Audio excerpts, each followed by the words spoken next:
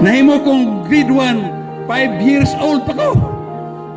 Yes, I was barely 5 years old when I was grade 1. Gamay pa kay ko.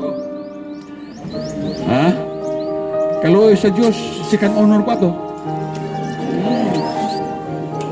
Pagka grade 2, first honor na hangto the graduate high school, valedictorian. Sa lagmaan lang. Pero, ang point na ko diya ba, nga maswerte kaayo ang inyong mga kabataan.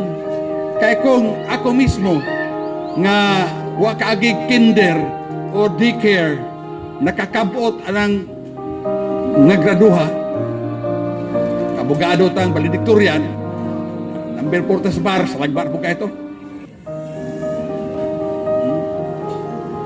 Nga ano mang inyong kabataan, dili, mulang post kung inyong gairan. That is why, ma'am, mga moms, naotpag ta na, kamu magpipili na naman yun. Kamu yun. Kamu'y bahala sa ato kabataan. Kamu sa mga parents, dapat malipay kamu. Nga naman, inan kay kamu'y kanuri atiman sa inyong anak, inan kay kamu'y magatiman sa ila, sila na magatiman para niyo.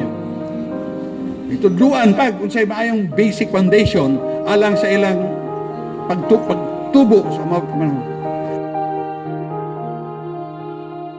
Salamat sa Ginoo sa diin naghatag sa og nindot nga panahon. Kagahapon murag dunay talitaligsik og ganang buntag, so karon nindot gyud ang panahon og dako na kong pasalamat nga gi-turn over na gyud karon ang building nga gihatag sa gikan sa tong provincial Governor Dodo Cagas. Kantilad kini og almost 2 million.